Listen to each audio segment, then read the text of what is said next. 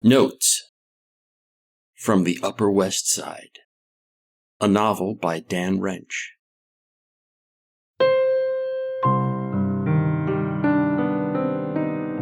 Chapter 134, Maritality.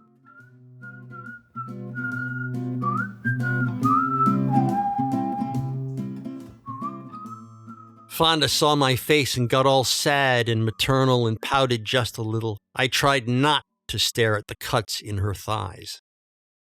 "Oh, Polly," she mourned. "You okay, huh? Oh." She got close and stroked my cheek. I could smell her. She smelled like porn skin.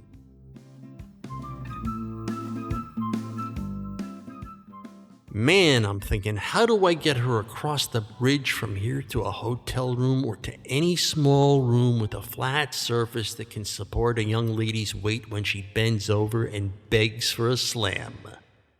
It occurred to me that the little vestibule next to the factory room would make the perfect venue for vigorous bone play.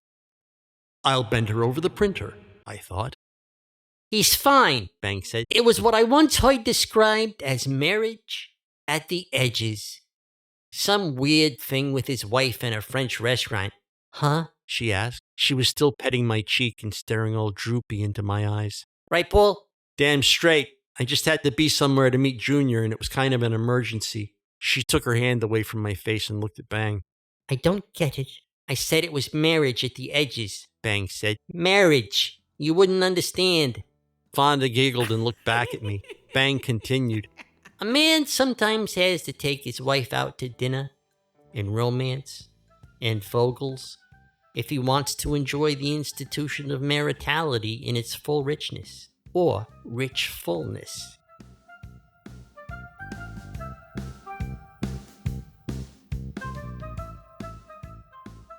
"Yeah," I said. I forced a gig cackle. "Maritality." Fonda stared at me with a grin like she still didn't get it, then boom! I could see wisdom splash across her face. "I grok all," she said. She pinched my cheek playfully. "Aw, wifey makes you work for it, Polly, huh? Wifey's the boss? That sucks." She giggled softly.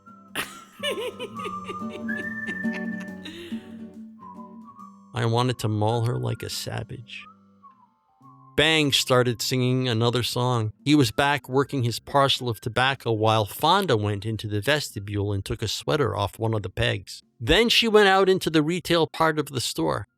Later I found out she was taking over for the girl who was out there when I got to the shop. Bang was singing another old tune with different lyrics. "They say you're young and you don't know. You won't find out until you meet Rambo." He looked at me for approval. I gig cackled, but I wanted to taser his balls, the evil creep. Let him sing about that. Up till that moment, my brain was clear except for the usual resentments. But now Captain Think pushed out into the front of my skull the irresistible conclusion. The night was not going well for me. I had completely ruined the previous night by looking like a bad sport, and now I was in danger of ruining tonight in the opposite direction by seeming wife-whipped.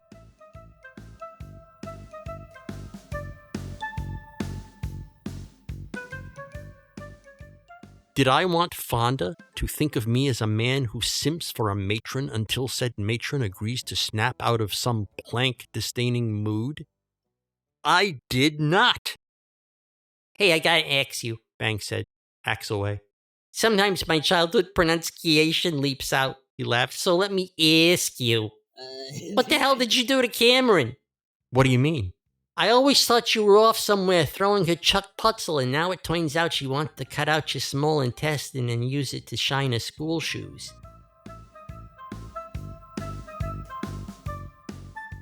Oh, yeah. I should have known that was going to come out. We had some, what you might call... "Hatred?" Well, "What, did she drop in unexpectedly while you were chopping up your landlord's torso? Did she find out you're the last surviving member of the Westies? Did you give her a cake? with little cockroach candles. I may have committed a social faux pas. Fonda says you yelled at her in public, in a restaurant. Yeah, I did that. Hey, we've all done that. It's a thing that happens. My girlfriend yelled at me in a restaurant once. She felt so guilty, she married me. But now Cameron's going around telling everybody you have a toddler-sized dick. I do not. Don't show me, he laughed. We all know it's a pile from a Frisco sidewalk. It's just something women say when you drive them psychotic nutsoid. We worked in silence for a while. I was weighing out the orders of tobacco Bang was handing me. But I couldn't stop thinking about how everyone knew Cameron's side of the Film Center Cafe fiasco story, but not my side.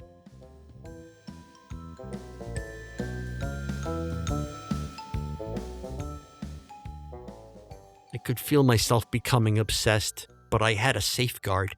See, I had learned an important lesson the night before, and that lesson was, bring drugs. So I had Paxamander with me in my right hip pocket, 2 capsule-shaped tablets in a little amber bottle with no label. All I needed was some water to wash them down, and away would go all my tribulations.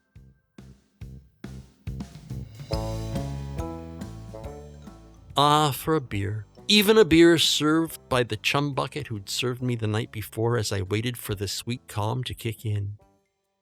BRB, I said. What? Be right back. You're saying I am acronyms? All the kids are doing it. OMG, he goose laughed. I just smiled at the wannabe funny man and went out into the vestibule, that little unused office between the factory and the retail area of the store. On the wall across from one of the broken down printers was a porcelain sink with red and blue spigots on it. LOL, I heard him laugh from the other room. The blue spigot was for cold water. Oh yeah, I let it run till it colded up good. I popped one of the Paxamanders and washed it down. Fonda, now dressed in a tennis skirt that showed her legs and a black tank top and a sweater to hide her tattooed arms, tiptoed back to the snatchweed factory to say something to Bang. Then I heard this from the front of the store. Bonehole! It was a guy's voice roaring. It wasn't like he was cursing or anything. It was like he had a dog named Bonehole, and he was calling it home to dinner. Bonehole! The voice roared again.